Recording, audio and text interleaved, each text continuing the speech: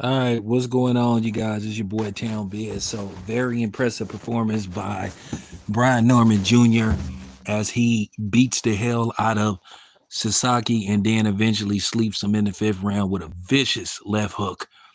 And I'm talking about, man, I'm talking about knocked him into the shadow round. I'm talking about I mean, this picture says it all. I mean, it was just a one-sided fight from beginning to end. I mean, by the third round, the way that Sasaki was taking a pounding, his corner should have considered basically calling a halt to the fight anyway, because he was just getting pounded on. I mean, Brian Norman Jr.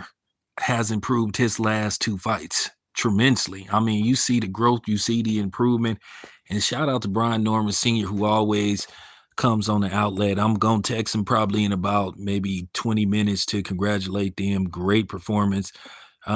This dude is a knockout artist. This kid has dynamite in both of his hands.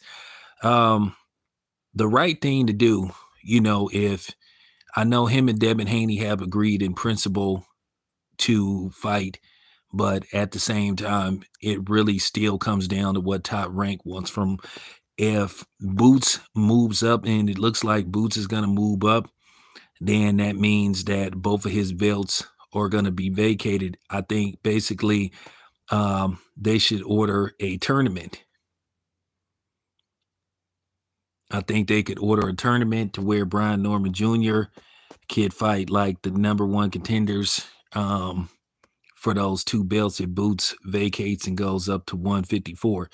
Or they should mandatory the winner of Manny Pacquiao and Mario Barrios to fight Brian Norman Jr., but you know that the PBC has a history of holding belts hostage.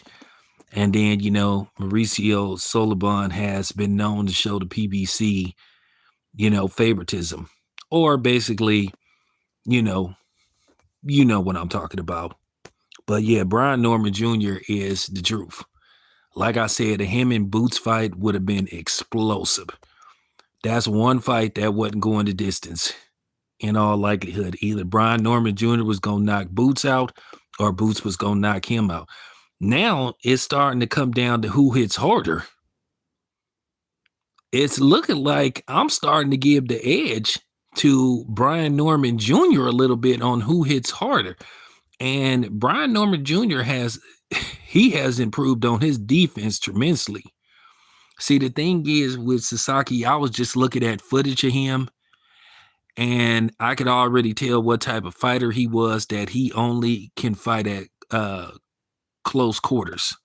Basically, if he isn't within close quarters, he really can't do nothing.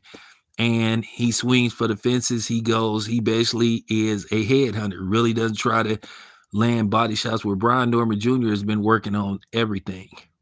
I think if Brian Norman Jr. had, used a stiff jab to just break him down, I think he probably would have got him out of here in 3 rounds instead of 5. But at the end of the day, the job was done. The job was done. So, with that being said, that was another star-making performance based off the fact that he went way overseas. And the thing is about Brian Norman Jr., they weren't looking for that card. They weren't looking for that fight to go to the cards. They went in there with the intensive purposes of knocking Sasaki out, and that's what they did. They was not going there to leave it to the judges. And they got paid a decent amount of money. I ain't finna discuss what they got paid, but they got paid a pretty penny to go out there. So, with that being said, it was a great performance. Really great performance. I mean, this kid is getting better and better every fight. Well, that's what I'm saying. That's what I just said. He has dynamite in both of his hands.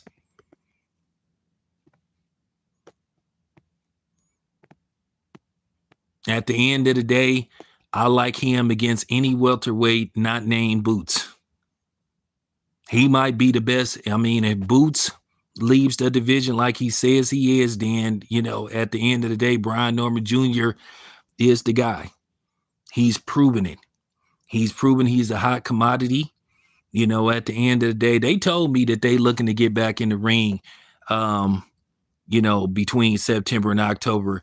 And, you know, if you listen to the interviews that I did with Brian Norman Sr., I just did an interview with him about maybe a week ago. It's on the channel. You know, well, you know, hey, at the end of the day, never underestimate anybody, because at the end of the day, boxing is just as much IQ as it is power. I've seen power punchers get beat. It's just going to come down to ring generalship. At the end of the day, Devin is going to have to fight a certain type of way. And I think if they do fight, Devin will have a good game plan, or a good enough game plan to try to beat Brian Norman Jr. It's going to be tough. I'm not going to sit up here and lie and say that that's going to be an easy fight for Devin. That would be fucking lying.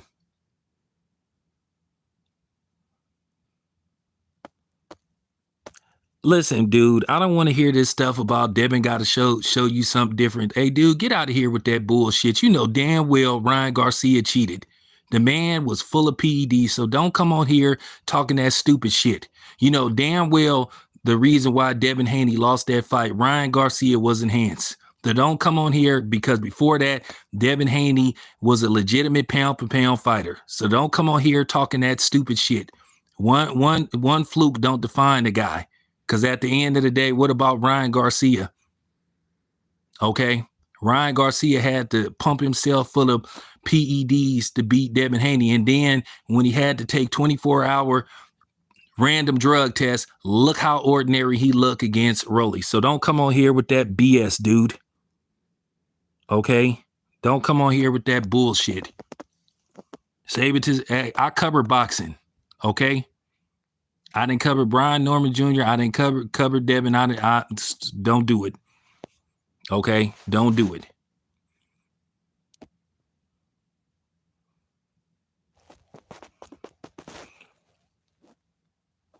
I'm just saying, don't come on here with that stupid stuff, man. I'm just saying. We all know what happened with Devin and Ryan Garcia. At the end of the day, Ramirez didn't do what he was supposed to do. He didn't do his part. He didn't come forward. So at the end of the day, it take two people to make a fight, just like it took two people to make Floyd versus Manny Pacquiao. Manny Pacquiao refused to engage with Floyd Mayweather. He spent half of the fight he did more backing up than Floyd did. So I'm just saying.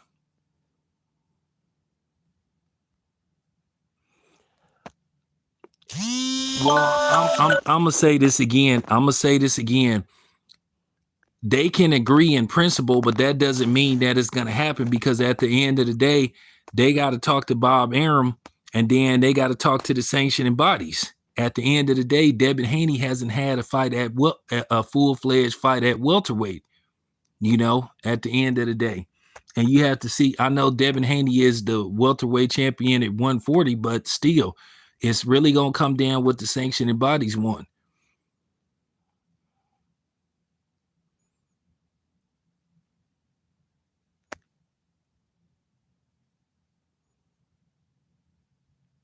So it's going to be interesting to see what happens. I think what they're going to do, I think they're going to reassess that. See, it's cool. I respect the fact. It's something I want to say in regards to, I'll leave it alone. But I listen about Devin Haney versus Brian Norman Jr. All I can say is I talked to Bill, and I talked to both Bill and Brian Norman Sr. So I'm cool with both of them. So all I can say is it could happen, but here's the thing. If you, Brian Norman Jr., and you had a sensational knockout like that, if Boots leave, wouldn't your mission be to try to unify? Like I said before, if I see Mauricio Solobon, I'm going to jam him up and basically say, why don't you order Manny Pacquiao or Mario Barrios versus Brian Norman Jr. Brian Norman Jr. deserves a fight, and he deserves a fight in his hometown of Atlanta. But I will tell you this, Brian Norman Jr. and Devin Haney, as far as financial purposes go, Brian Norman Jr. and Devin Haney could sell in Atlanta. Hey, let's just keep it 100. It's primarily a black city. It's, from my knowledge, I think it's like 46% black. So, I mean, State Farm Arena makes all the sense in the world. It'll sell out. It'll do good. People will come there.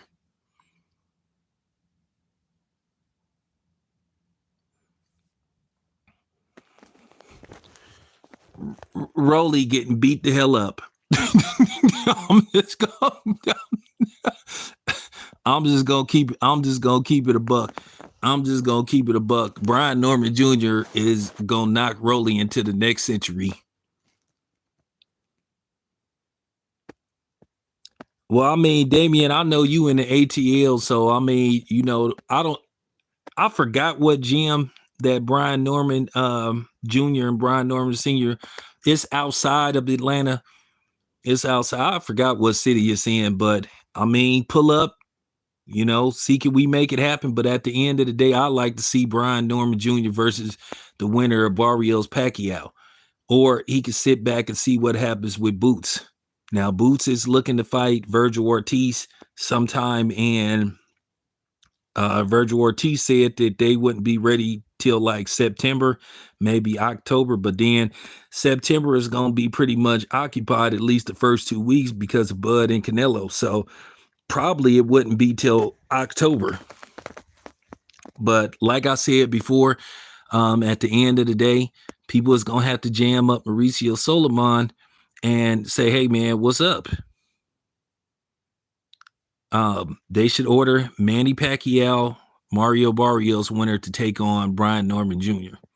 He deserves a unification bout. He's proved it.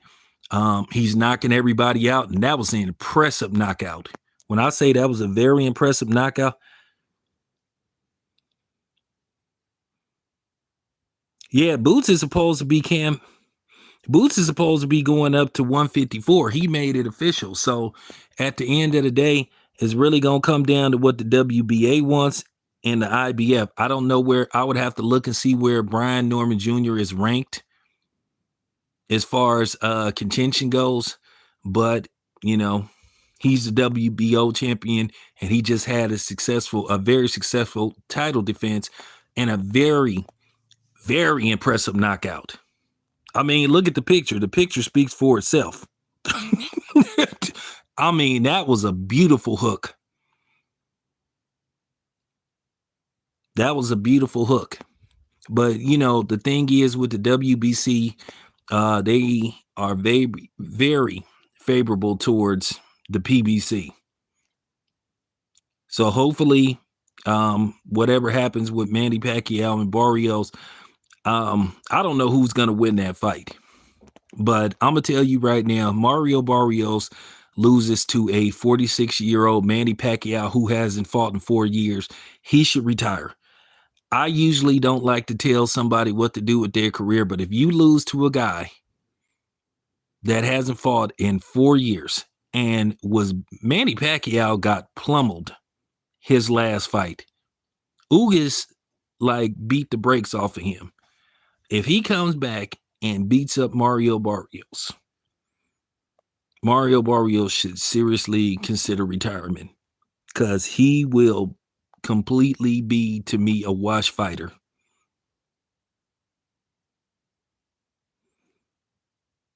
I think a lot of people is going to pick Manny Pacquiao, but there's some things I want to say about Manny Pacquiao. Listen, at the end of the day, if Manny Pacquiao gets past Mario Barrios and he goes into a fight with Brian Norman Jr., they got to be, strenuous testing. I'm not accusing Manny Pacquiao anything, but if Manny Pacquiao comes out the gate and he beats the hell out of Barrios and God forbid he stops him, yeah, I'm just keeping it a buck. I'm not accusing nobody of nothing, because please don't come after me, Manny Pacquiao fans, but I'm just telling the truth.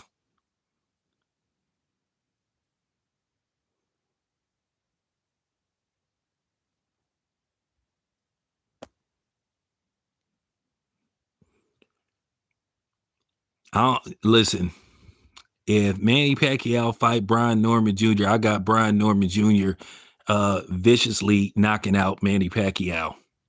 When I say when I say that he gonna viciously knock out Manny Pacquiao, I'm talking about he gonna knock Manny Pacquiao out.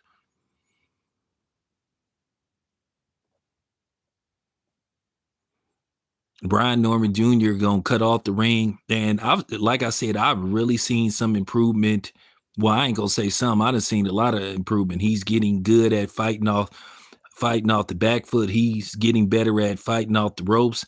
Uh, like I said, he's really improved defensively. At the end of the day, you gonna get hit with an occasional shot.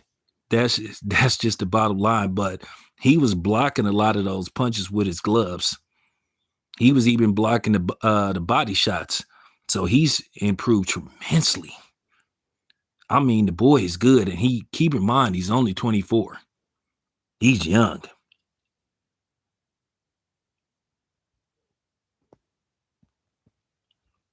Well, what if he wins? Well, if he wins against man, I'm pretty sure if Manny Pacquiao wins, he probably looking at the fight, or he gonna look at the fight and be like, damn, I may have to eventually deal with that. But like I said before, the sanctioned bodies are gonna have to really focus on, more unification bouts. He should be instantly made the number one contender for all the belts.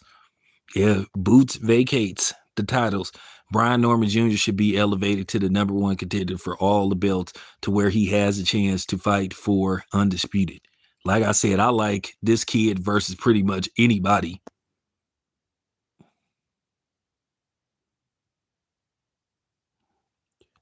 And the thing is with Brian Norman Jr., like I said, the dude is explosive. Like when I say he got power in both his hands, I'm talking about that was a beautiful. I'm talking about that was a beautiful left hook. Yeah, I just said that he's only 24. I just said that.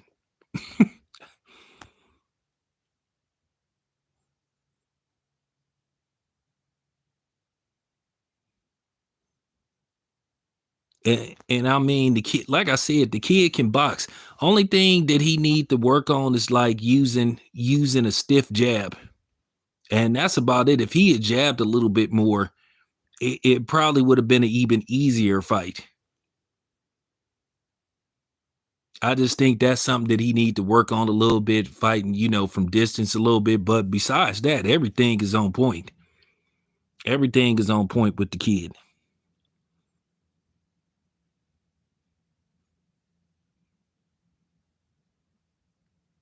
Oh, he built like Iron Man. Um, I mean, for a welterweight, he kind of built a little bit like a smaller version of Jeff Lacey, but he more skillful than Jeff Lacey. Far more skillful than Jeff Lacey.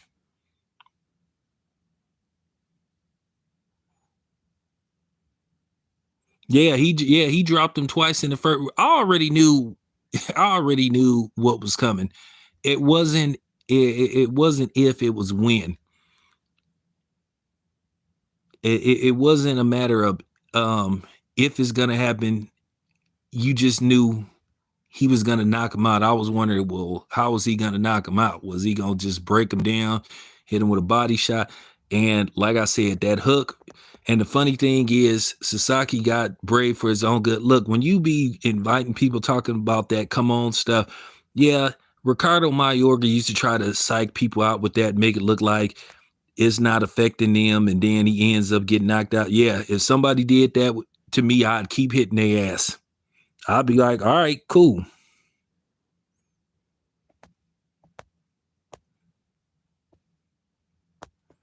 I'll be like, cool, cool. Exactly. That's all right, cool. All right. I'll hit you with another one. I'll keep hitting you with these hooks. And finally he went down. I mean, he was staggering anyway. I mean, he was just trying to psych himself, he was trying to psych himself up and it didn't work. And I understand that boxers do that they try to build their own momentum, try to juice themselves up. Like, hey, this isn't affecting me, but it really was affecting them, man. You could see the end results. Like I said, man, um, Brian Norman Jr. is the real deal. He is, when I say he's the real deal, he is the real deal.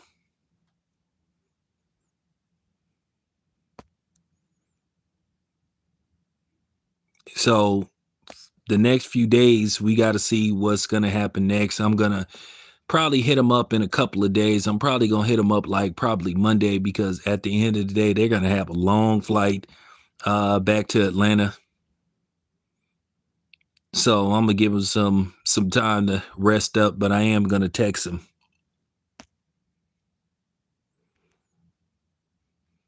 Well, that dude only could fight at close quarters.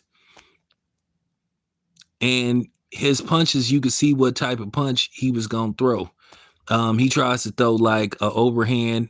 He tried to throw. He was trying to hit him with overhands and some leads, but besides that, and then an occasional body shot. But the thing is, when you limit yourself to like 3 or 4 different type of punches, well, a boxer with a decent IQ is gonna like be able to see your punches coming. And Brian Norman saw a lot of his punches coming, and that's why he was able to block a lot of his punches and counter. So, like I said, he improved on everything. So yeah, but anyway, I got to get ready for work.